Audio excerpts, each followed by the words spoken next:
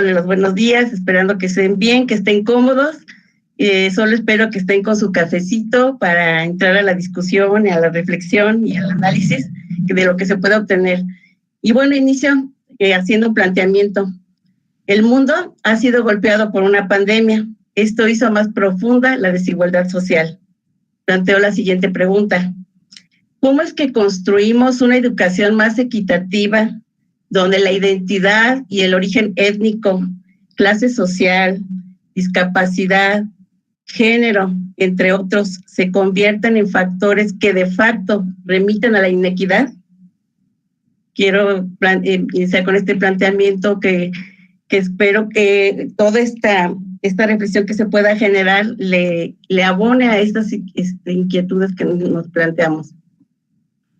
Surge la necesidad de abrir espacios de análisis y discusión, ponernos de acuerdo, debatir, construir alternativas, políticas inclusivas. Todos los actores, docentes, especialistas, activistas, sociedad civil, la sociedad en conjunto, debemos dialogar. En esta coyuntura se plantea abrir el escenario para este ejercicio de construcción colaborativa.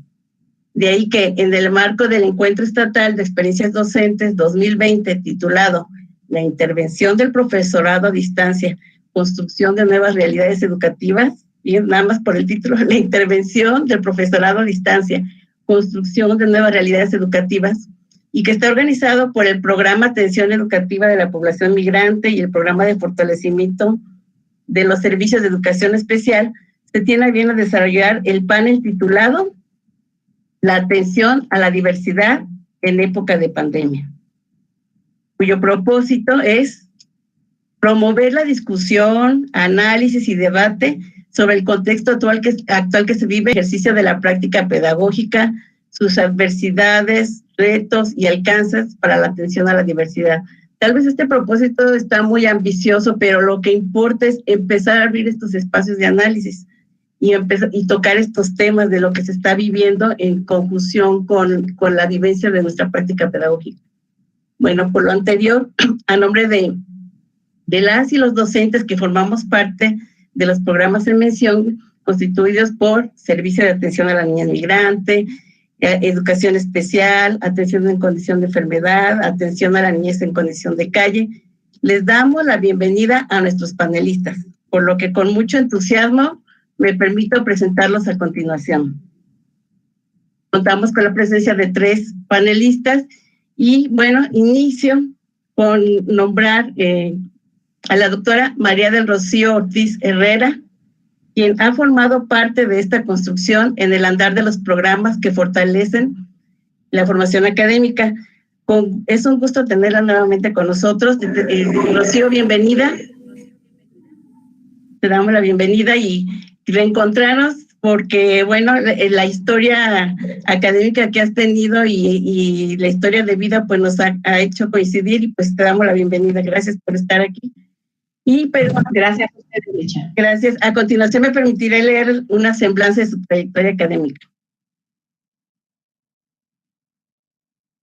Rocío Ortiz Herrera es doctora en Ciencias de la Educación y maestra en Psicopedagogía en la Universidad Contemporánea de las Américas, Campus Morelia, maestra en Dificultades en el Aprendizaje en el Instituto Michoacano de Ciencias de la Educación, licenciada en Educación Básica, egresada de la Universidad Pedagógica Nacional y docente egresada de la Escuela Normal 22 de septiembre.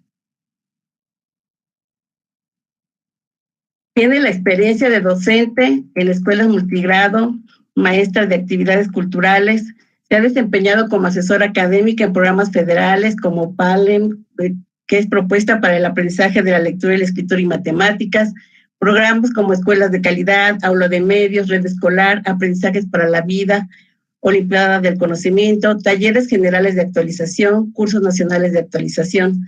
Participó en la coordinación de colectivos de maestros de primero a sexto grado y en el proyecto Comunidades de Aprendizaje dirigido a las escuelas.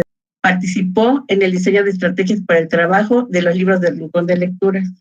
Ha realizado el diseño de planeación por proyectos y participado como tallerista en coloquios de la Escuela Normal Urbana Federal con el tema Proceso de Lectura. Se ha desempeñado como asesora técnico-pedagógica en la Dirección General de Desarrollo e Investigación Educativa. Formó parte del proyecto Desarrollo Curricular Transdisciplinario para la Interculturalidad. Fue miembro de la Comisión Dictaminadora del Diseño Curricular, asesora en diseño de especialización de posgrado, asesoría y gestión educativa. También asumió la coordinación académica y coordinación estatal del PROVEN, Programa Binacional de Educación Migrante, y coordinadora del Programa para la Inclusión y la Equidad Educativa. Le damos la más cordial bienvenida y agradecimiento también, Rocío, pues por haber aceptado la invitación, acompañarnos, no dejarnos solos en este diálogo y participar, sobre todo también en la construcción de reflexiones. Y bueno, en nuestro panel también nos acompaña el doctor Giorgio Julián Montañez, dedicado también a la formación académica, quien ha contribuido con sus aportes en otros trayectos de formación y que pues estamos contentos también nuevamente que nos acompañe. Bienvenido, doctor Giorgio. Gusto que esté también con nosotros y también ya es parte también de la familia de este programa que ha cambiado de nombre, pero también seguimos con el mismo propósito y ha contribuido tanto directamente como también en eventos de este tipo, como en asesoría pedagógica de los mismos docentes que forman parte del programa. Y pues también por eso nos congratulamos de que contar con su presencia y me permito también leer su semblanza. Quiero decirles que también cuando se construyó la semblanza es también muy vasta, muy amplia y bueno, esto es una síntesis, pero sí es importante porque conocer la historia de vida, la trayectoria también nos contextualiza más y esto también va a fortalecer lo que se pueda obtener en el diálogo, ¿no? Bien, leo la semblanza. Cristian Giorgio Julián Montañez es licenciado, maestro y doctor en Historia por la Facultad de Filosofía y Letras de la UNAM. Se ha especializado en la construcción de la noción de discapacidad y su adopción en México, la historia de la comunidad sorda y de las personas ciegas, así como en el desarrollo de las instituciones y políticas mexicanas relacionadas con ambos colectivos, en especial las vinculadas con su educación. Ha sido profesor de licenciatura y posgrado en el Instituto Mexicano de la Audición y Lenguaje, la Facultad de Filosofía y Letras de la UNAM y la Universidad Michoacana de San Nicolás de Hidalgo, entre otras instituciones. Entre sus más recientes publicaciones destacan el capítulo La comunidad sorda en Morelia entre el deporte, la accesibilidad y la identidad, en el libro Diálogos en la Diversidad. La investigación postdoctoral también destaca en la Universidad Michoacana de San Nicolás de Hidalgo, publicado en 2019, y artículos en diferentes medios como La Voz de Michoacán, Insinsun, Revista de Estudios Históricos de la Universidad Michoacana, en la revista Relaciones, así como estudios de Historia y Sociedad de Zamora en el Colegio de Michoacán. Actualmente es profesor investigador de la Unidad 161 de la Universidad Pedagógica Nacional en Morelia, Michoacán, donde imparte seminarios de licenciatura, maestría y doctorado. En el plano internacional es miembro del Grupo de Trabajo Discapacidad Crítica del Consejo Latinoamericano de Ciencias Sociales y representante del Estado de Michoacán de la Red Internacional de Investigadores y Participantes sobre la Integración Educativa. Pues bienvenido y gracias, doctor Giorgio, por haber aceptado también contribuir con nosotros. Al contrario, muchas gracias. Sí, gracias. Y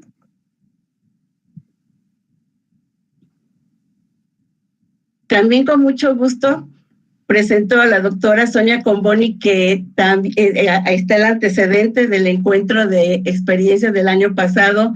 Nos acompañó, nos brindó un gran apoyo, fue un pilar también en la organización de lo que consistió el taller y conferencias, y también en brindar un enfoque que tiene que ver con la diversidad a nuestro evento del año pasado, y que también agradecidísimos de que nuevamente nos acompañe. Bienvenida, doctora Sonia. Muchísimas gracias. Gracias. Y con su permiso leo su semblanza académica. Muchas gracias. Gracias. Sonia Comboni Salinas es doctora en Sociología por la Universidad de París III, diplomada en Sociología de la Educación, de la Cultura por la Escuela de Altos de Estudios de París, Francia, maestra en Ciencias de la Educación por la Universidad de París, René Descartes, Sorbonne Nouvelle, licenciada en Ciencias de la Educación por la misma universidad y licenciada en Sociología por la Universidad Católica de Lovaina, Bélgica. Trabaja en la Universidad Autónoma Metropolitana, Unidad Xochimilco, en el Departamento de Relaciones Sociales. Ha publicado más de 130 artículos en México, América Latina, Estados Unidos y Europa en diversas temáticas educativas, así como sobre política educativa, educación para la diversidad, educación superior y desarrollo curricular, entre otros, además de libros de autor y coordinación de publicaciones colectivas.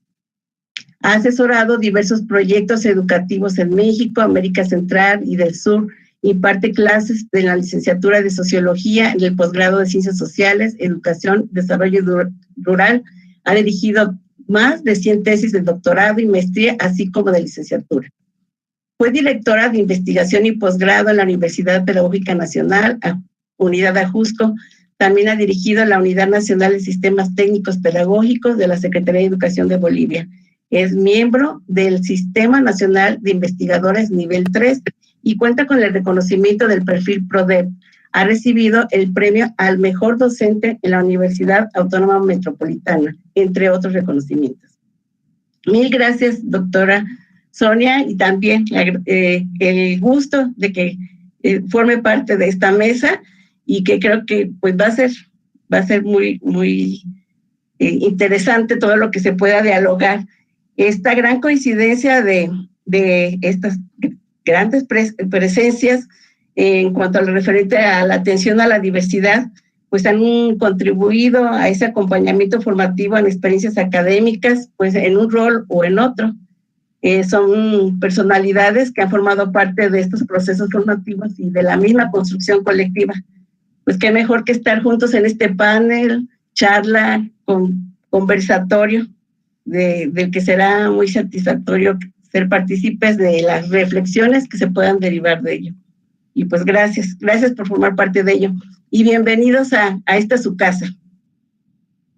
No estamos así como en lo presencial y para oír pues estos aplausos que de entrada también eso nos hace falta, como que esa parte, pero vamos a crear nuestro propio ambiente, aunque sea a distancia en lo digital, crear nuestro propio ambiente de diálogo, de compañía, y pues iniciamos nuestro panel con una exposición general sobre esta visión global de lo que ha sucedido con la atención educativa en el contexto de pandemia, cómo se percibe, cuáles son los aciertos y desaciertos al respecto, por ejemplo, hasta de las políticas públicas, de todo lo que se ha implementado, que se ha hecho, que está sucediendo con la educación a partir de este fenómeno de la pandemia que puso el mundo de cabeza y que estamos queriendo todos encontrar respuestas y respuestas de emergencia. Y esto pues nos lleva a la reflexión, ¿qué está pasando con la educación? Pero también qué está pasando con la diversidad, con la atención a la diversidad. ¿Cuál es la realidad que debemos mirar? Y bueno, por eso en auxilio, también como pedimos auxilio, queremos escuchar opiniones y a partir de eso pues vamos a escuchar a nuestros panelistas. La propuesta es que se haga esta exposición inicial de 10 minutos aproximadamente, para de ello empezar a derivar también otros cuestionamientos y continuar con la discusión. Y esa es la invitación. Y pues si no hay inconveniente, le pedimos a la doctora Rocío que inicie, por favor, con su exposición, con estas reflexiones a las que invitamos. Y pues mil gracias por estar con nosotros. Le damos la palabra, Rocío. Bienvenida. Muchas gracias, Lina. Gracias, muy amable por tu presentación.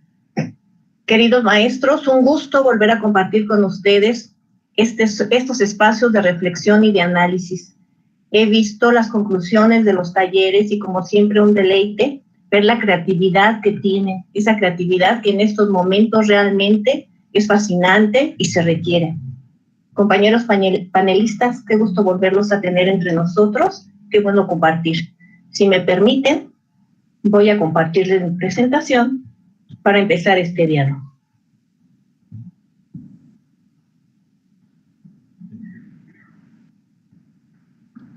Entonces, cerramos nuestras cámaras para facilitar la proyección. Muchas gracias. Los invitamos a cerrar cámaras y audio.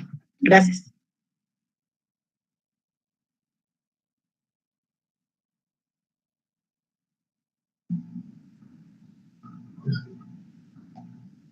Un momento, por favor, aquí está ya.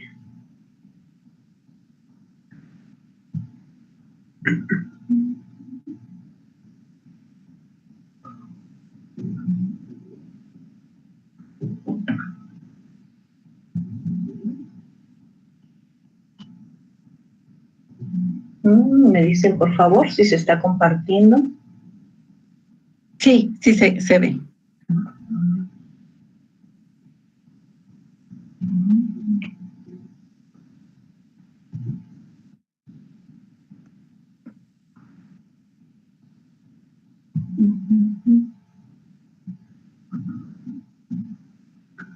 Ok. Bueno, ¿me escuchan? Sí, se escucha perfectamente. Ok, gracias, Lita. Bueno, creo que todas estas situaciones que hemos estado viviendo, principalmente con esta separación, con este alejamiento de nuestros niños, con este alejamiento de entre nosotros mismos como docentes, nos ha llevado a reflexionar en muchos aspectos, sin duda.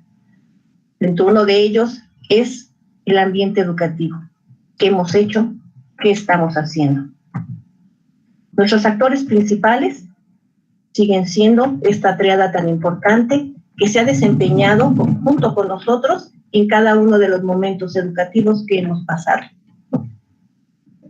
¿Qué ha sucedido con este distanciamiento social que nadie esperaba? Y lo primero nos lleva a reflexionar, hasta antes de esta pandemia, ¿qué veníamos realizando? Y creo que cosas muy buenas. Decíamos, estamos en la construcción de escuelas inclusivas para la atención a la diversidad.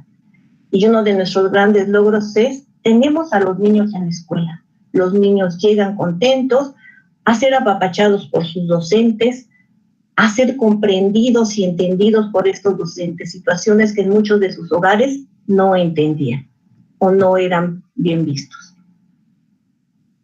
En el momento en que se dé el distanciamiento, perdemos todo contacto con estos niños. Un buen tiempo logramos sin tener la presencia de estos chiquitos. Y desafortunadamente también el distanciamiento sirvió para que se siguieran practicando las prácticas del trabajo infantil que jamás se han erradicado, pero que en este momento cobra mayor auge. Estas situaciones por las que nosotros veníamos trabajando, las vemos nuevamente que se presentan.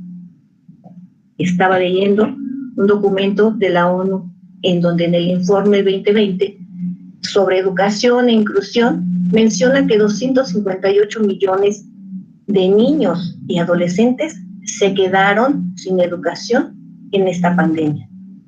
Y ante esto no se hace esperar precisamente la respuesta educativa de nuestros docentes. Autoridades educativas hacen lo propio, pero yo quiero centrarme en nuestros docentes de los diferentes servicios que siempre se han caracterizado por ser comprometidos y muy creativos. Sin embargo, hemos de reconocer que han pasado momentos muy difíciles, porque ellos se encuentran en este momento en la incertidumbre, en la angustia, ¿sí? En el qué va a pasar. Todas estas situaciones con las que está pasando el docente no las habían visto venir y en este momento tienen que enrolarse en las dinámicas que te exige nuevamente esta pandemia. Los docentes angustiados están buscando primeramente apropiarse de cómo hacer el uso de las tecnologías o cómo apropiarse de estas tecnologías para que les sean útiles y además acercarse a los educandos. Esta angustia conlleva además el ¿Cómo logro todos estos contenidos curriculares que debe de saber mi alumno por la edad que tiene, por lo que exige Secretaría? ¿Cómo voy a hacer para que logre apropiarse de estos conocimientos? Aunado a ello, ¿cómo se los hago llegar a los niños y cómo recibo los productos de estos chiquitos para saber que efectivamente se están logrando los aprendizajes esperados? Ello todavía, por si fuera poco, tiene que unirse. Finalmente somos seres humanos y somos una misma persona. No lo podemos deslindar de la parte personal. Y hemos de entender que muchos de nuestros docentes, además de tener que atender a estos chiquitos, son padres de familia y tienen que atender a los de casa. Todo esto ha tenido muchas implicaciones. Y evidentemente una de ellas es, se exacerba la exclusión. Nuevamente vemos que hay muchas inquietudes, muchas situaciones que no nos permitan retomar todavía los procesos inclusivos en los que estábamos inmersos. El desempleo, por consiguiente, conlleva a la pobreza y la desigualdad. Y aquí quiero detenerme un poco cuando hablo de ese desempleo y de esa pobreza. ¿Qué está pasando con nuestros niños? Desafortunadamente, muchos de estos chiquitos tienen que regresar a los campos de migrantes, tienen que regresar a los semáforos, tienen que regresar a las actividades laborales que ya venían desempeñando, pero ahora de tiempo completo, porque muchos de sus papás inclusive han quedado desempleados. Hay familias que desde el mes de marzo se quedaron sin el sostén de la familia porque no tienen un empleo, sobre todo todas aquellas personas que no tienen un empleo formal. Los mismos migrantes que han llegado a los centros donde anteriormente trabajaban han tenido que regresar a sus comunidades porque no encuentran el empleo. Y todo esto obviamente conlleva desigualdad. ¿Qué decir también de los niños en situación de enfermedad? La no existencia inclusive de medicamentos y el desempleo de los padres se conjuga para no permitir que ellos tengan los tratamientos farmacológicos, que les completen los tratamientos. No tienen medicamentos estos chiquitos y esto también es desalentador para muchas familias. Toda esta serie de situaciones lleva consigo la violencia, porque para muchos padres, para muchas familias, lo primero es, pues recurren al alcoholismo, recurren a la drogadicción, entre otras situaciones, y que finalmente esa violencia se ve repercutida en la vida de los niños, en el ambiente familiar de estos chiquitos. La falta de participación responsable. Los padres de familia en muchos de los casos se encuentran y se entiende más preocupados por ver cómo van a hacer para llevar la comida, el alimento a sus chicos o quienes tienen que comprar esos medicamentos para hacerlo. La debilitación del tejido social como consecuencia de todas estas situaciones, en donde en muchas familias han optado, como siempre, a seguir siendo migrantes, a buscar seguir el sueño americano, que aunque han sido, ustedes saben que esto ni con la pandemia se para, y menos en estas situaciones, y la migración interna que también sigue dándose. Muchas familias también, no todas las personas tienen el mismo valor de enfrentar las situaciones y se alejan de la familia. La brecha digital, que antes ya lo teníamos que existido siempre, ahora se convierte en una brecha social. La respuesta ha sido desigual. ¿Y a qué me refiero con desigual? No podemos juzgar ni podemos decir qué docentes están haciendo las cosas bien o qué docentes le están haciendo mal, porque finalmente esto ha sido un aprendizaje para todos.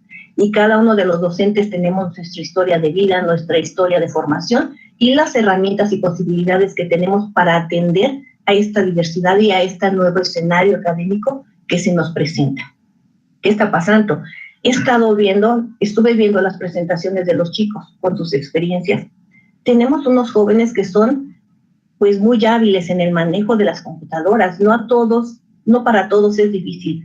Las generaciones más grandecitas somos a los que nos cuesta trabajo, pero pudimos observar cómo han sido tan ingeniosos en diseñar estrategias, en manejar las tecnologías a distancia, mientras que muchos de nosotros todavía nos estamos deteniendo en cómo hacemos para compartir tal o cual información a nuestros niños.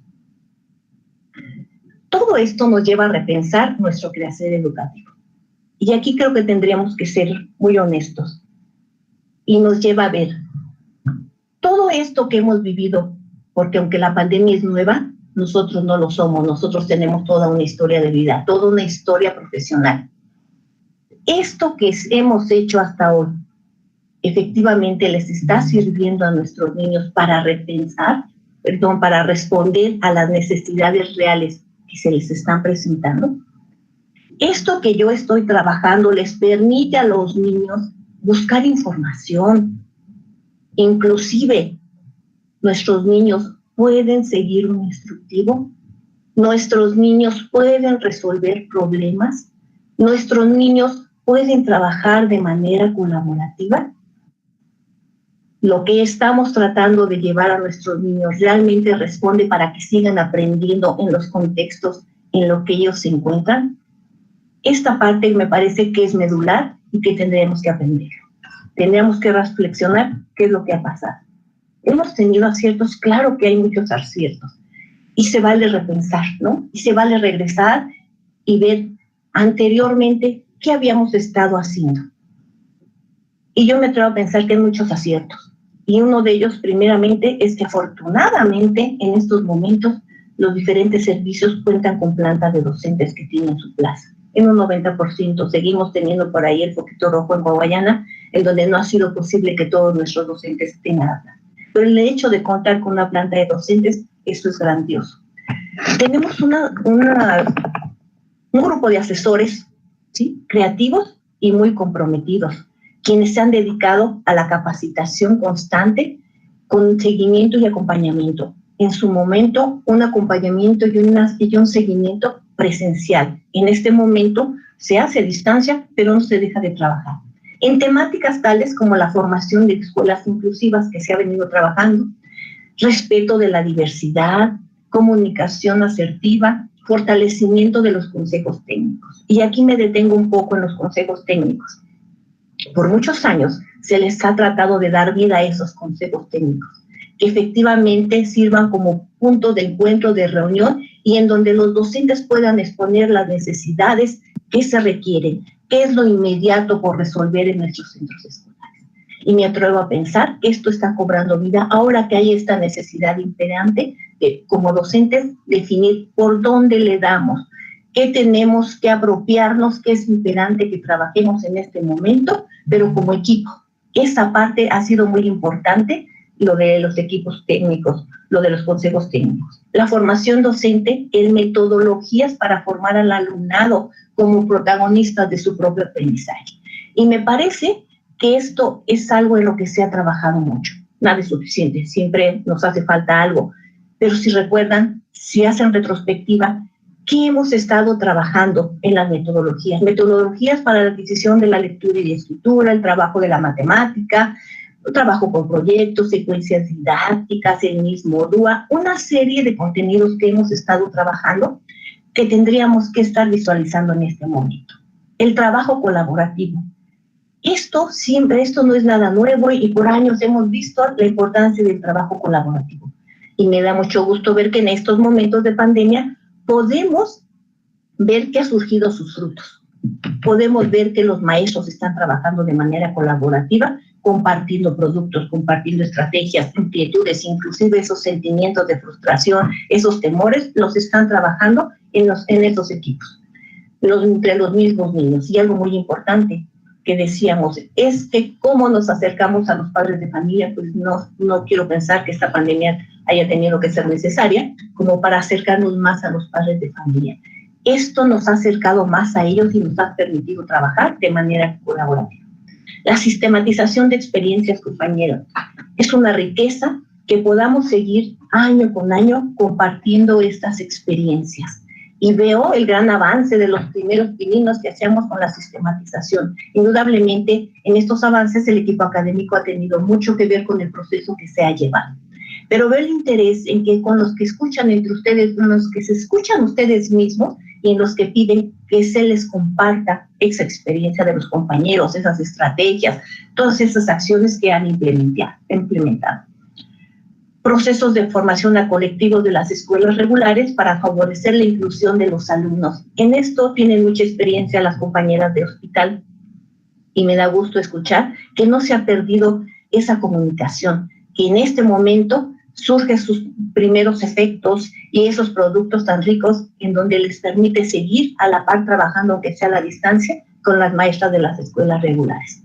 La creación de las redes de padres de familia, en las cuales veíamos muy preocupadas a las compañeras de educación especial, iniciaron con capacitaciones, que me tocó ser partícipe de esto. Pero en estos momentos, el ver cómo aparte de seguirse capacitando en estas redes de padres de familia, además les ha servido para acercarse más a compartir ahora estas angustias, estas ansiedades de cómo vamos a atender a nuestros niños. Eso ha sido muy enriquecedor. El manejo asertivo de emociones. Me parece que en este momento ha cobrado más importancia este tema. Sí se venía trabajando, pero como que no le veníamos dando mucha importancia y ahora ha cobrado mayor importancia, mayor interés. Desaciertos. Los desaciertos yo los podría seguir viendo como algo que no ha pasado, que se sigue siendo en oscuro, porque la invisibilidad de nuestros grupos con los que trabajamos sigue latente. Seguimos teniendo los niños en situación de calle, que nadie voltea a verlos. Tenemos a los niños de hospital que siguen también sin verlos. Aunque Michoacán sigue siendo pionero de estos grandes procesos que se han construido en hospital, nadie ha querido voltear a verlos, aunque hemos intentado hacerlos visibles en la federación. Tampoco lo hemos logrado en nuestro estado. Los niños en situación de calle, ni qué decir de ellos. También, si no es a través de los programas que se han venido manejando, siguen en la oscuridad y siguen sin ponerles atención a estos niños. Y todo esto, además de desaciertos, tiene consigo la disminución de recursos cada año. Y con lo que estamos viviendo, imagínense el panorama que nos espera para el próximo. Falta de políticas articuladas que atiendan a la diversidad de problemas. El universo de atención para muchos es el mismo, lo único que cambia es el nombre. Y sin embargo, seguimos con los protagonismos.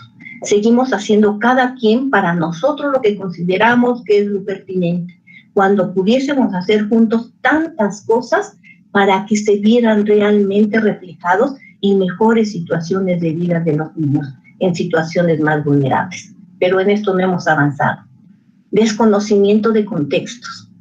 Creo que necesitamos ser muy cuidadosos cuando hablamos de los contextos, porque aun cuando hablemos de migrantes, no podemos seguir aceptando que cuando una persona se refiere a migrantes transnacionales es la misma situación que viven los niños de migrantes, de la migración interna, de la migración de nuestros niños jornaleros agrícolas. No es la misma situación, no son las mismas necesidades, y entre los mismos niños jornaleros hay una diversidad de situaciones que se viven en las diferentes comunidades. Y si no, pregúntenles a los maestros de Coahuayana, que ya pusieron bastante claro su situación. Con todo esto, la creciente violencia sigue estando latente. Los niños migrantes siguen siendo otra vez foco rojo de todas estas situaciones. En los mismos programas este año sufrimos un gran altercado, desaparecieron una de nuestras escuelas, digo muchas, de las aulas, porque las destruyeron. ¿Y qué está pasando? Pues sencillamente nadie hace nada, se cierra la escuela y los que tenemos que seguir buscando, si es que encontramos a esos niños, es para que los niños vuelvan a la escuela. Pero no está el compromiso de nuestras autoridades para que vean esa situación y velen por los intereses o por lo poco que se logra hacer por estos niños. Poner énfasis en lo que no se tiene, eso sí que no se vale, compañeros. Cuando en muchas de las ocasiones escuchamos decir, es que no contamos con un aula, y ustedes están viendo ahorita, ¿para qué nos están sirviendo esas aulas? Claro que es importante que tengamos un espacio, pero yo regreso a los chicos de Coahuayana. En Coahuayana no se tiene un aula. Pregúntenles con qué tal está el surco de interesante para trabajar con el rayo de sol. Esas situaciones tenemos que valorarlas. El tener o no tener libro de texto, y ya diría, esas ridiculeces no van por ahí. Tenemos tanto de dónde aportar, tanto de dónde trabajar, que no podemos detenernos en lo que no tenemos, sino en aprovechar toda la riqueza que sí poseemos. Licha, si me estoy extendiendo, tú me dices, por favor. Con todo esto, requerimientos. ¿Qué es lo que visualizamos? Formación de docentes. pero la formación de un docente que sea autónomo, que sea libre de elegir qué contenidos pueden tener mayor impacto de acuerdo al contexto de mis niños. ¿Cómo puedo yo atender a la diversidad de chicos con los que yo estoy trabajando? Un currículo contextualizado que responda a necesidades reales, que los aprendizajes que los niños tienen les sirvan en estos momentos, que les sirvan para atender a todo esto que se nos viene enseguida, a todas estas pobrezas, a todas estas desigualdades, a todos estos sin trabajos. Necesitamos que tengamos la posibilidad de aprender otras situaciones, como es el cuidado inclusive del medio ambiente. En muchos lugares ya no se tiene agua. ¿Y qué estamos haciendo nosotros para trabajar esta parte? Formar comunidades de aprendizaje, pero unas comunidades de aprendizaje en las que realmente tengamos incidencia, podamos incidir en las comunidades y nos veamos realmente como una comunidad, no una comunidad aparte, la comunidad, la escuela, salud. Esto no puede seguir trabajando desarticuladamente. Redefinir el rol del docente, ser realmente profesionales de nuestra educación. Tenemos que ir más allá de lo que me toque en el aula. Tenemos que ir hacia la comunidad y hacia los que más no necesitan. Bueno, pues con esto termino mi participación. Muchas gracias. Gracias, Rocío. Y pues vamos tomando registro de estas reflexiones y enseguida le vamos a pedir al doctor Giorgio también si toma la palabra y escuchamos. Muy amable, doctor. Gracias, pues muy buenos días a todas y todos. Es de verdad un placer volver a estar con ustedes y también un honor. Les tengo que confesar que cuando vi quiénes iban a ser mis compañeras de mesa, de veras me pasó por la cabeza la idea de reportarme enfermo y mejor escucharlas por YouTube, porque seguramente con toda la experiencia y todo lo que ellas tienen que aportarnos, pues yo me sentí como que, ¿qué podría decir yo con las dos grandes doctoras que tenemos aquí? Sin embargo, después lo pensé un poco mejor y dije, bueno, si me invitaron a mí, me están haciendo este honor, pues yo tengo que encontrar algo que aportar desde mi perspectiva. Y me parece que, como ya se mencionó cuando me presentaron, esta visión que tengo yo por ser historiador puede hacer un poco distinto nuestro análisis de la realidad que estamos viviendo hoy. Porque a mí me parece que de pronto, cuando hablamos de esta situación de pandemia, tenemos el problema aquí demasiado cerca de nuestra cara y entonces eso hace que no podamos ver como todo lo que está alrededor, ¿no? Es un problema que enfrentamos con mucha frecuencia a los historiadores y la única forma que tenemos para poder evitar estos problemas de estar tan cerca del objeto de estudio, pues es tratar de tomar algo de distancia. Y esta distancia de los historiadores pues la tomamos en el eje que nos movemos, que es el eje temporal. Entonces, aunque el evento es específico sobre la pandemia y la pregunta es muy clara, a mí me gustaría empezar antes de la pandemia, porque me parece que para poder comprender en efecto y como a fondo las circunstancias que estamos viviendo hoy, tenemos que ser bien conscientes de que la pandemia no es la culpable de todos los problemas que tenemos, sino que había una realidad previa que ya de por sí tenía muchísimos problemas. Entonces, yo pensaría que esas dificultades que ya estaban ahí, debemos tenerlas bien presentes, porque eso nos permite leer mejor la situación en la que nos encontramos hoy. Lamentablemente tenemos muy poquito tiempo, entonces voy a tratar de hacer solo un punteo rápido de algunas de estas dificultades para ver cómo inciden en la pandemia y entonces cuáles serían como esto que nos pidieron de los aciertos y desaciertos en cómo se ha enfrentado la situación. Y después, como también he mencionado en otras ocasiones, me gusta ser positivo.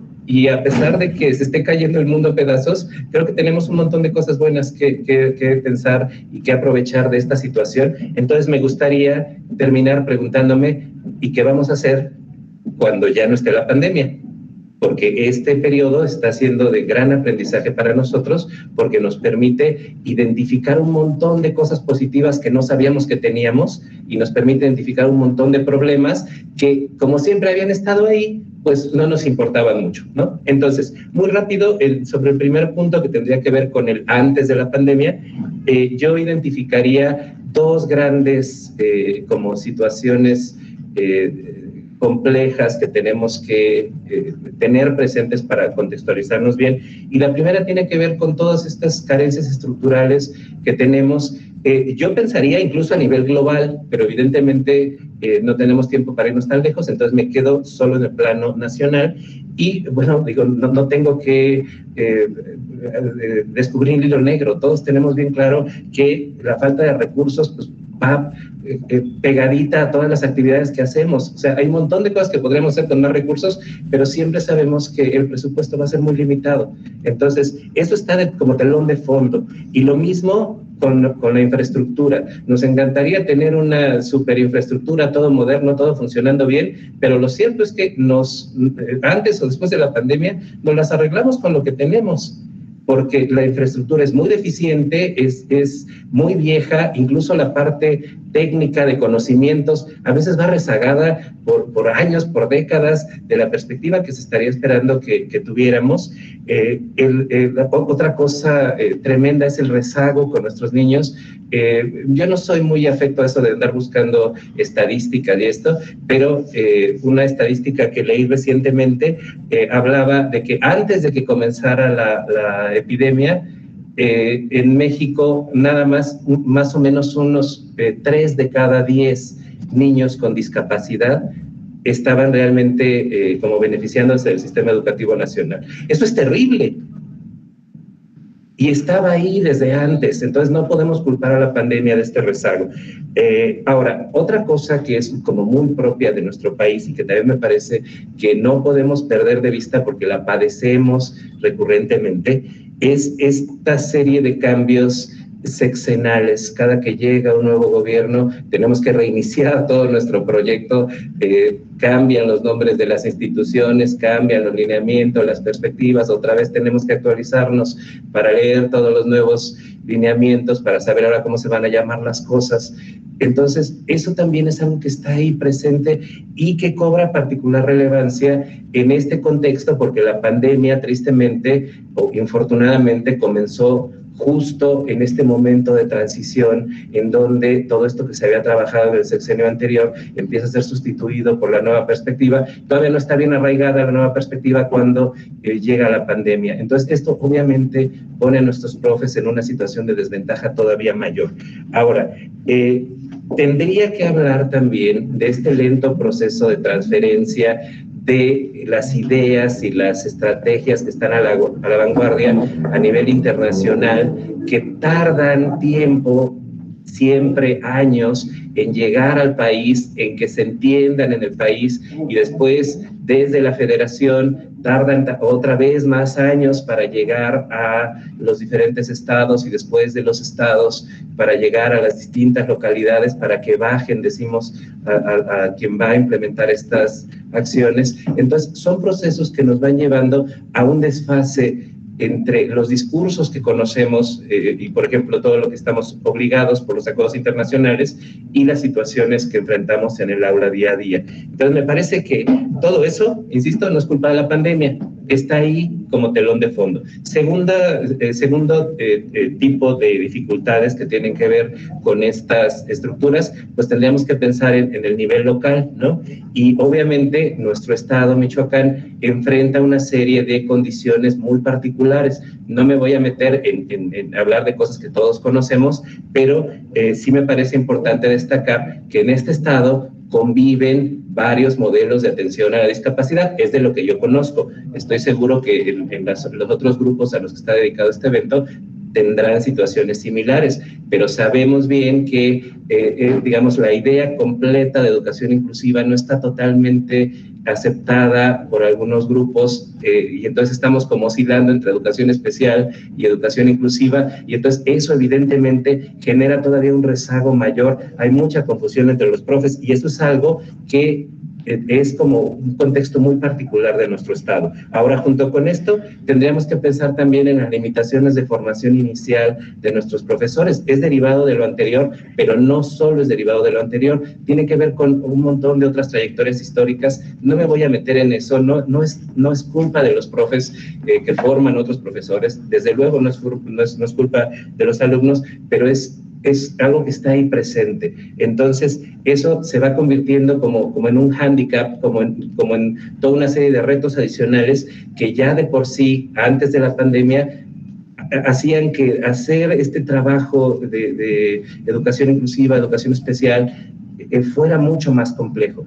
Y entonces llega la pandemia, y la pandemia todavía nos enseña otras cosas. Nos enseña, en primer lugar, que algunas de las exclusiones que ya de por sí eran terribles, se agudizan todavía más, y otras que no veíamos porque a lo mejor ya habíamos naturalizado, empiezan a visibilizarse. Y entonces, pues sí podríamos quedarnos como con esta sensación de que se está cayendo el mundo a pedazos y que no sabemos a dónde correr porque las posibilidades de actuar pues se vuelven limitadas. Y más todavía cuando la estrategia nacional, que tiene que ver con todos estos medios digitales, pues en realidad no favorece mucho a los grupos hacia los que nosotros trabajamos. Yo me pongo a pensar, por ejemplo, no soy para nada experto en atención a personas que estén dentro de todo este espectro autista o Asperger, pero entiendo que para que ellos se desarrollen necesitan como establecer ciertos ritmos cotidianos. Y entonces rompes esto, los sacas de las escuelas, los metes en sus casas. Seguramente esto generó una serie de problemas terribles para los profesores que están atendiendo a estos chiquitos, ¿no? Y lo mismo podríamos decir de muchos otros grupos. Ahora, tenemos entonces un reto enorme de los problemas habituales, y luego tenemos una estrategia nacional que, insisto, no es como la más favorable. Ya sabemos que en nuestro estado hay un montón de regiones en donde tenemos carencias económicas, carencias tecnológicas. A lo mejor tenemos la tecnología, pero la condición específica de nuestros niños impide que puedan beneficiarse de ella. Obviamente, por las condiciones como están, se necesita más apoyo de los padres, pero resulta que los padres igual están supercargados porque o algunos se quedaron sin empleo, otros tienen que trabajar de más. Entonces, todo esto va haciendo que la situación se haga todavía más complicada. ¿Y qué decir de nuestros profesores? Pues digo, si me preguntan a mí, todos ellos merecerían una medalla porque son los verdaderos héroes que han mantenido a flote nuestro sistema educativo, porque ellos son los que tienen que ingeniárselas con la situación tan complicada y, como decía la doctora Ortiz, ellos mismos con sus responsabilidades y padeciendo todo lo que se padece en esta pandemia, y todavía están obligados a hacer todas las adecuaciones, a ponerse creativos y empezar a solucionar todos los ajustes de currículo, todo lo que se les pueda ocurrir para hacer accesible la educación a nuestros niños. ¿Qué tan estimulantes son estas clases virtuales como están pensadas desde la televisión?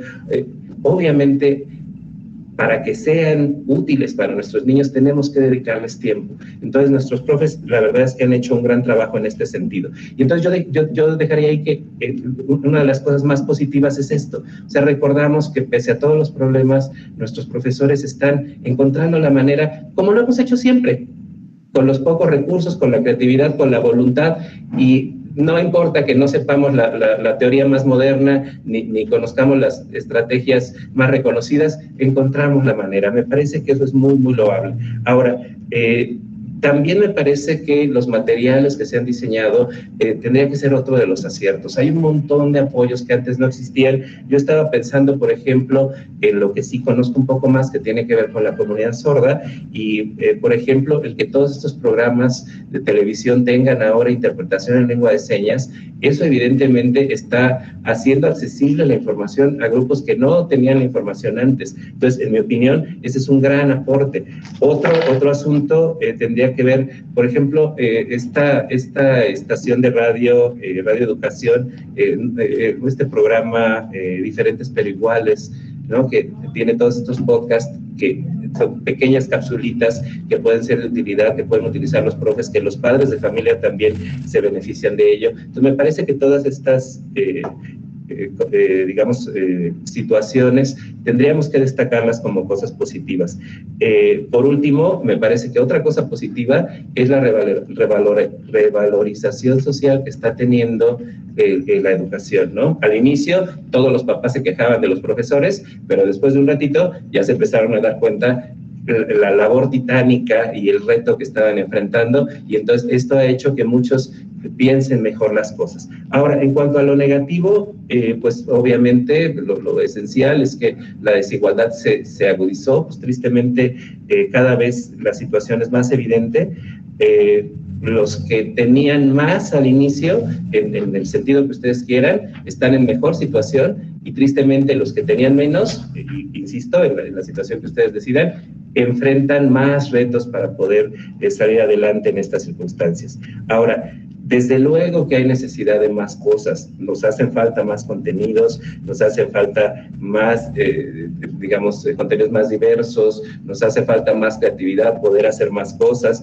Algunos no calificados están teniendo que hacer el trabajo. Todo eso, desde luego que está ahí presente. Ojalá pudiéramos mejorar estas cosas, pero como tienen que ver con lo estructural, difícilmente lo vamos a poder resolver en este contexto tan complejo. Y me gustaría cerrar este asunto de lo negativo con que, además de toda la chamba que tenemos que hacer los profesores, todavía tenemos que agregarle este control burocrático que exige evidencias, y entonces todavía, si ya tenían pocas horas para dormir los pobres profes, pues ahora tienen que dedicar quién sabe cuánto tiempo en estarse fijando en que las evidencias estén ahí para que no los acusen de que no están trabajando. Entonces, me parece que todo esto, sumado evidentemente a las cosas que son clarísimas, ¿no? La mayor deserción, los problemas con los materiales, etcétera, nos darían como lo negativo. Pero insisto, no me gusta terminar con lo negativo, concluyo con lo positivo. ¿Qué va a pasar cuando esto acabe? Me parece que vamos a salir muy fortalecidos todos. En algún momento se va a acabar esta pandemia, y cuando acabe, todos tuvimos un curso intensivo de manejo de plataformas digitales, ¿no? Entonces no conocíamos ni qué era Classroom, pero ahora ya somos expertos. Ya todos podemos armar un montón de actividades en línea. Todo eso es un beneficio para el futuro. Segundo lugar, tenemos también mayor práctica y mayor conocimiento de adecuaciones y de ajustes razonables. Yo hasta me atrevería a decir, ya tenemos esto del diseño universal y podemos aplicarlo mejor. Por último, me parece que también algunas falacias y algunos errores quedaron al descubierto, y me parece que esto nos permite abordar el futuro como con mejor perspectiva, porque sabemos hacia dónde debemos dirigir nuestros esfuerzos para mejorar como sistema educativo. Entonces, yo terminaría con esto. Queridos profes, de verdad los felicito, están haciendo un gran trabajo, seguramente haremos mejor trabajo en el futuro. Muchas gracias. Gracias, doctor Giorgio. Otro abono a estas preguntas, a estas reflexiones, y que se conjuga también con lo que plantea la maestra Rocío de conocer el contexto, el de qué tanto los aprendizajes tienen que ver con las mismas necesidades, y que aquí es buscar dar respuesta. Veo el énfasis también en considerar con lo que se tiene, ¿no? Y el factor creatividad y la forma de resolver problemas, en ponerlos en juego con los docentes. Y bueno, escuchamos a la doctora Sonia, que agradecemos también su participación para ir conjuntando todas estas ideas en una discusión. Bienvenida, doctora, la escuchamos con gusto. Claro que sí. Muchísimas gracias, y sobre todo a todos ustedes. Para mí es un placer, desgraciadamente, no estar presente en esa hermosa ciudad, Morelia, y con ustedes, verlos, poder estar con todos, pero hemos estado, en la medida de lo posible, tratado de escuchar todo lo que todas sus experiencias, que son maravillosas, la verdad. Entonces quiero agradecer agradecer por la invitación que me han hecho, ¿no? Dado que el año pasado para mí fue verdaderamente una experiencia muy significativa, muy importante, el haber podido convivir con ustedes y escuchar sus... Y ahora también, ¿no? Agradezco también a la maestra Anita y a todo el equipo que ha hecho posible esta actividad tan importante, que es la recuperación de las experiencias realmente extraordinarias, de alta contenido en todos los sentidos, ¿no? Es de sus experiencias y además del trabajo que están desarrollando. Muy enriquecedor y muy vivificante para todos viviendo en estas situaciones, ¿no? Entonces, me toca finalizar. Evidentemente no puedo hacer menos y además agradecer a quienes me han acompañado en la mesa con sus participaciones tan ricas, tanto a la maestra Rocío como al maestro Giorgio, que siempre es un placer escucharlos y aprender mucho de ustedes, ¿no? En este sentido, pues muchas de las cosas se cruzan en relación a lo que ya se ha dicho, pero trataré de sistematizar un poco, ¿no? Ya se ha dicho esta cuestión de lo que estamos viviendo ahora y que evidentemente es una situación además que arrasa a diferentes regiones, países y continentes. No es exclusiva de México y eso tiene un impacto en México, o en el mundo, pues, porque estamos compartiendo experiencias conjuntas con todo el mundo. Sabemos que esto no solamente ha paralizado gran parte de las actividades económicas, de cuyos resultados estamos escuchando de mucha gente que no tiene trabajo y que ha ido justamente en desmedro de las ya empobrecidas familias, ¿no? Y que este impacto también ha sido fuerte en los quehaceres educativos, académicos, familiares y comunitarios, ¿no? Ha afectado realmente nuestras vidas diarias. Lo más evidente es la ruptura de las rutinas laborales y las escolares, que son las que sufrimos, ¿no? Y también la de los vínculos sociales que los espacios de trabajo y educación propician día a día, ¿no? Construimos, nos vemos en los pasillos del trabajo, tenemos muchas mayores posibilidades de contacto en otra situación y ahora en muchas ocasiones estamos también en solitario, ¿no? Todas estas situaciones nos llevan a grandes cambios inéditos, ¿no? Para nosotros. Sentimos que cambiaron las estructuras mismas de nuestra forma de ver y vivir en el mundo, en nuestras relaciones con nosotros mismos, con los demás, con el conocimiento de la naturaleza, ¿no? Y claro está, para los niños y niñas estos cambios son radicales. Su mundo como lo conocían y las pocas certezas que tenían en su cotidianeidad han desaparecido y se han encontrado en la necesidad de un aislamiento muchas veces poco comprendido por ellos, ¿no? En espacios no aptos ni posibles para el confinamiento y tal vez esto sea lo menos grave de esta nueva situación, ¿no? Ahora sabemos que frente a esta situación el Estado, el gobierno, lo que ha tenido que hacer es cerrar las escuelas y generar este programa de Aprende en Casa, ¿no? Que conocemos todos, que sabemos, hemos visto muchas veces los videos por televisión, por radio, pero yo creo que además, o sea, el maestro Giorgio ha hablado mucho de estas cosas, desde lo que implica ya en la cotidianeidad el programa de Aprende en Casa, ¿no? Y todas sus derivaciones, que sí tiene grandes méritos, evidentemente, y tiene grandes cosas y experiencias que nos van a dar, pero también tiene problemas como el regreso pedagógico a la educación bancaria. O sea, de muchas de las cosas que ya se había avanzado, ahora retrocedemos a una educación que no está pensada para la actividad, para el goce de los niños, sino más bien para únicamente el aprender cierto tipo de cosas. Esto nos lleva evidentemente a la memorización, ¿no? Un currículum compartimentalizado en asignaturas, ¿no? el aprendizaje descontextualizado por lo general, por cómo se está dando, y evidentemente a la centralidad del libro de texto, cosa que en muchos de los casos, por ejemplo, y como lo han dicho ustedes en muchos momentos, ni siquiera llega a muchos de los niños con los que trabajan, ¿no? Y por otro lado, también es una cosa difícil, sobre todo para las escuelas regulares, el desplazamiento del maestro de su propia aula, ¿no? Ha habido un cambio de lo público hacia lo privado, y además el hecho de que muchos padres de familia han tenido que fortalecer y en muchos casos hacerse cargo de esta educación, ¿no? O sea, de la educación de sus hijos. Entonces, todo esto trae cuestiones positivas, pero evidentemente sí es importante reflexionar para cómo vamos a recuperar lo que hemos aprendido a lo largo de esta experiencia y cómo podemos fortalecer aquello que encontramos que realmente son nuestras grandes debilidades.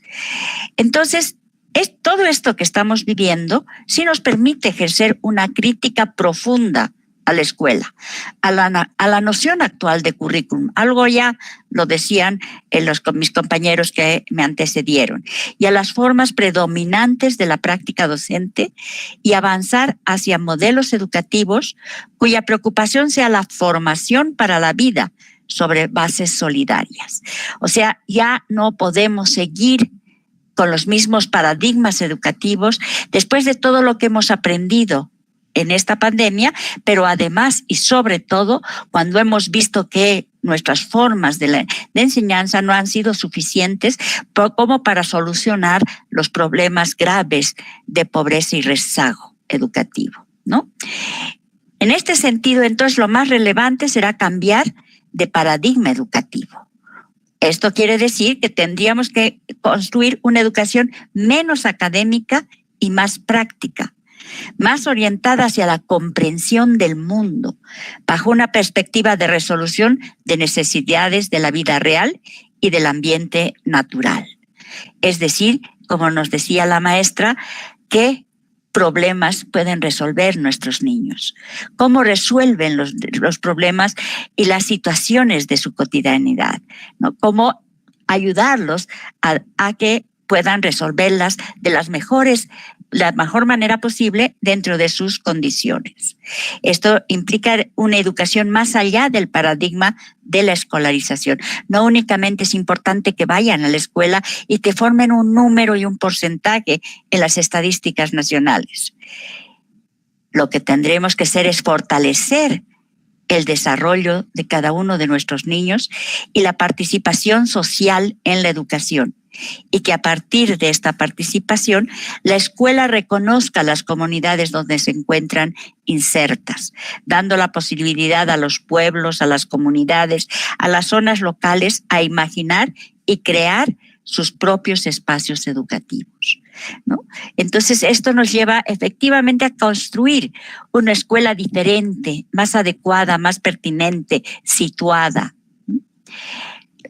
Además, ¿no?, en esta situación que estamos viendo, ya lo han comentado mis compañeros, sale a luz la complejidad que implica hacer llegar la educación a los espacios más alejados.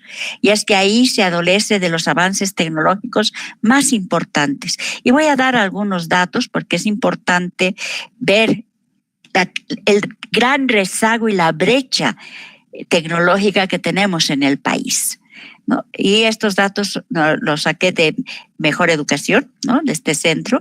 En México, únicamente 22% de los hogares cuenta con computadora. 47% de los pobladores tienen acceso a Internet, o sea, menos del 50% de la población. Y 78% tiene acceso a telefonía celular. De esta manera, evidentemente, el teléfono se ha convertido en un instrumento fundamental para la comunicación con los estudiantes en general en los lugares justamente con mayores problemas de conectividad. Por otro lado, existen otros muchos problemas graves de carencias y deudas que se tienen con los sectores más vulnerables de la sociedad. Y ello, sin lugar a dudas, obstaculiza el aprendizaje, ¿no? Y más en esta situación de confinamiento. Si nosotros ponemos los ojos en la situación de la educación con aquellos sectores más vulnerables, nos encontramos con las grandes omisiones, dificultades y carencias ancestrales que caracterizan su historia. Maestro Jorge ya nos decía, o sea, esta situación no ha hecho más que empeorar, pero ya existía, es prevaleciente de la historia de estos niños con necesidades y que nada más se ha ido acrecentando, pero además han crecido las vulnerabilidades en nuestra sociedad, ¿no? Ya conocemos los problemas de profundización de la desigualdad social que viene desde hace varias décadas, de la exclusión, de la invisibilización de esta población y de la exclusión de la diversidad cultural y de los niños y niñas diagnosticados con necesidades especiales de aprendizaje o de los niños migrantes y de alta movilidad geográfica, entre otros. Y estas deudas no han sido resueltas ni antes ni ahora la están haciendo. De hecho, realmente está ausente de las políticas educativas que se han venido dando en este último tiempo en relación y en el tiempo de la pandemia, ¿no? Otros son los sectores que se han visto, bueno, de alguna manera más apoyados y no justamente esta población que es la más vulnerable y la más desprovista del país. ¿Sí? Evidentemente tenemos también que reconocer cuestiones positivas, ¿no? Pero, y además, por todas estas experiencias que ustedes han expresado ahora, además de muchas otras experiencias en otros lugares del país, ¿no? Que esta situación inédita de pandemia ha puesto en evidencia que los maestros que laboran con niños y niñas con necesidades especiales de aprendizaje, migrantes o niñas en situación de calle, están comprometidos con el desarrollo social de las comunidades y de sus alumnos. Dado que muchos de ellos y ellas, pese a las circunstancias prevalecientes, están desarrollando diversas estrategias de enseñanza y aprendizaje para que sus estudiantes continúen el trayecto de su formación. Es realmente impresionante la riqueza, la capacidad de innovación, la creatividad con la cual, y además la responsabilidad con la que han tomado la situación actual, ¿no? De alejamiento, de imposibilidad en muchos casos de ver a sus estudiantes o ir a los hospitales por la situación que se vive y incluso a costa de su integridad, como, o sea, de no enfermarse, como han estado al frente creando nuevas oportunidades y no dejando solos a esta población. Ahora, lo que podríamos decir con todo ello que es importante es qué está pasando con el alumnado con necesidades educativas especiales. Voy a nombrar simplemente algunas de las cosas que han dicho tanto padres de familia como maestros, porque serían demasiado todas las experiencias que se traen, ¿no? Pero una de ellas es de que el programa justamente de Aprende en Casa, ¿no?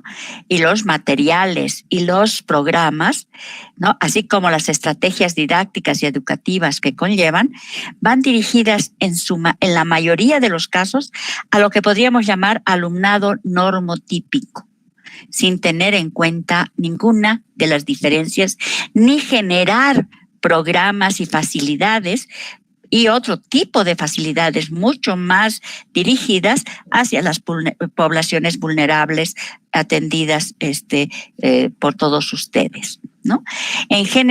Por otro lado, también se dice las familias, tanto las familias como los maestros, se han sentido abandonados, desprotegidos e ignorados en la mayoría de los casos.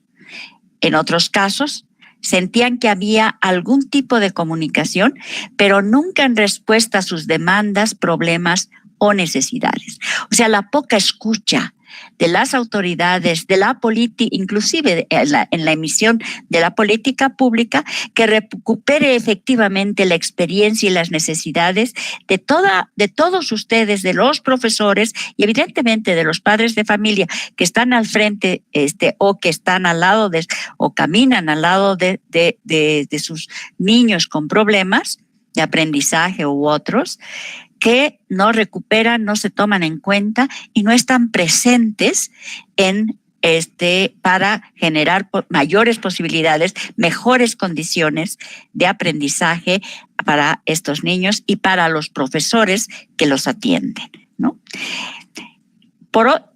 Finalmente, yo creo que hay varios elementos más, pero una cuestión importante que plantean es que la relación educativa que se establece con los programas y los diversos medios de Aprende en Casa tienen como objetivo principal, y esto es mantener a los niños y a las niñas ocupados. Ese es uno de los graves problemas de este programa, ¿no? Aprendiendo en el sentido de que tienen que estar sentados mirando la televisión o escuchando la radio o con algún medio, lo que toca, como si no se pudiese pensar en otras posibilidades, demostrando así que las lógicas de la escuela tradicional resisten incluso a una pandemia mundial. Lo importante es el trabajo, lo que tienen que desarrollar, sin ver dónde están, cómo están, ni qué pasa con ellos. Avanzar en los contenidos, ¿no? El maestro Giorgio dice, además de todo lo que hacen, hay que mostrar las evidencias, ¿no? Continuar el temario, aunque el mundo arda. No importa lo que pase alrededor, hay que presentar evidencias de todo lo que uno hace y de muchas cosas que se hacen y que no hay evidencias porque tienen que ver justamente con toda la parte emotiva, con toda la parte afectiva que es fundamental en el desarrollo y en el contacto con estas poblaciones, ¿no? Y esto lo que ha generado es un proceso de mayor deshumanización del proceso educativo, ¿sí? Por otro lado, también otro elemento que resaltan maestros y las familias es que no han notado ningún cambio en el apoyo que requieren. En este sentido, pues desde siempre han tenido que controlar, asistir, acompañar y trabajar para compensar los déficits que la escuela tiene con sus hijos e hijas, ¿no? O sea, no es que, bueno, estas carencias históricas, ¿no? Y que se han ido profundizando con el tiempo, no ha tenido ningún tipo de cambio, ninguna mirada diferente en esta situación de la pandemia. Podríamos hablar de muchas otras experiencias, malas y buenas, que ustedes ya han presentado de manera realmente excelente. Y eso me lleva a reconocer, por un lado, que si bien las emergencias acrecientan las condiciones de desigualdad preexistentes, ya que éstas terminan afectando más y de forma negativa a aquellos colectivos más vulnerables, por lo que es necesario hacer esfuerzos para asegurar que la infancia y la adolescencia en riesgo no se quede atrás en los procesos educativos una vez que las condiciones de emergencia cesen y se restablezca el ritmo normal de aprendizaje. O sea, ya se habla de una vacuna, no sabemos cuándo llegue, porque como dicen, una cosa es tener la vacuna y otra cosa es tener a toda la población vacunada.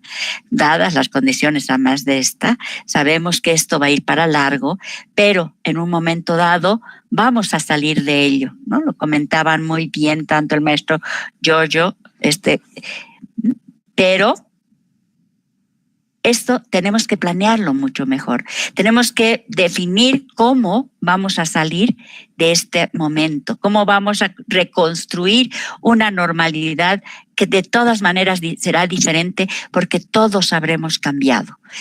Todos habremos también jerarquizado nuestras prioridades, definido qué es lo más importante para nosotros. Hemos tenido un largo proceso de no solamente experimentación, sino también de reflexión sobre lo que hacemos y sobre lo que implica nuestra parte, nuestra práctica. Entonces, y esto debería implicar que tomemos, o sea, que lo afectivo, ¿no? Esta mirada humanista de los valores, ¿no?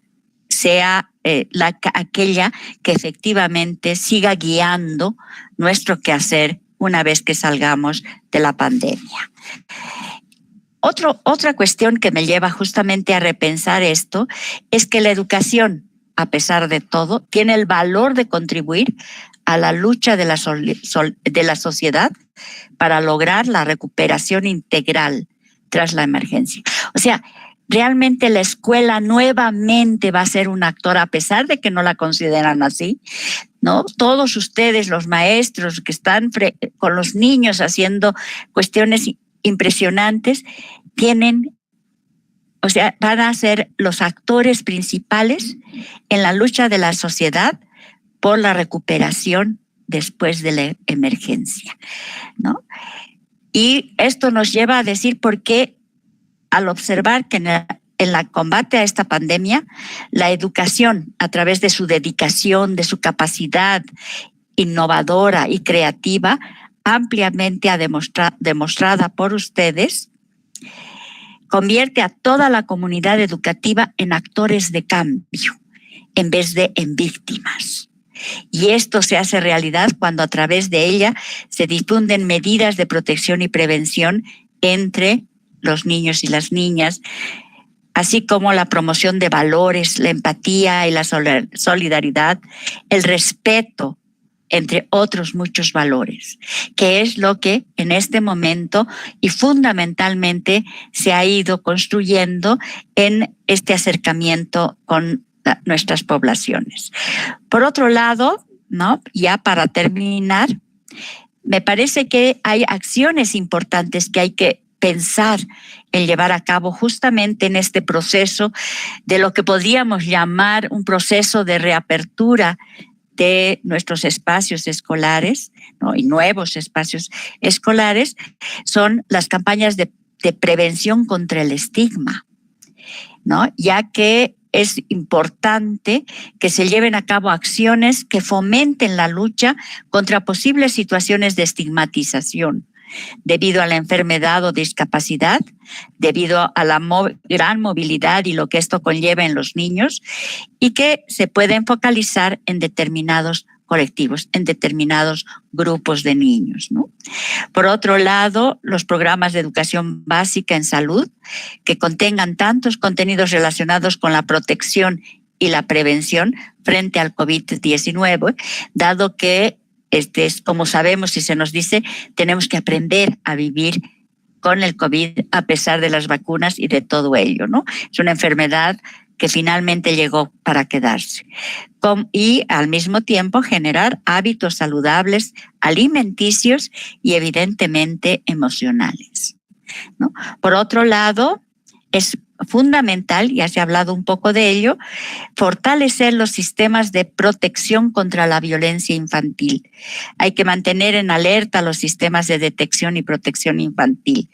El confinamiento puede incrementar la situación de estrés de muchas familias que, si ya venían de situaciones muy complejas, suman ahora la convivencia continuada y en espacios compartidos con progenitores, tutores o parejas, lo que les pone en grave riesgo para poderlo denunciar, ¿no? Y finalmente, un elemento que hay que luchar y que se tiene que convertir como una política educativa fundamental es el asegurar que las medidas de continuidad educativa que se programen, que se conviertan en política educativa, contemplen a la población escolar más vulnerable y incluyendo claramente una visión de discriminación positiva hacia esta población, ¿no? Ahora, todo lo que hemos vivido, el resaltar una vez más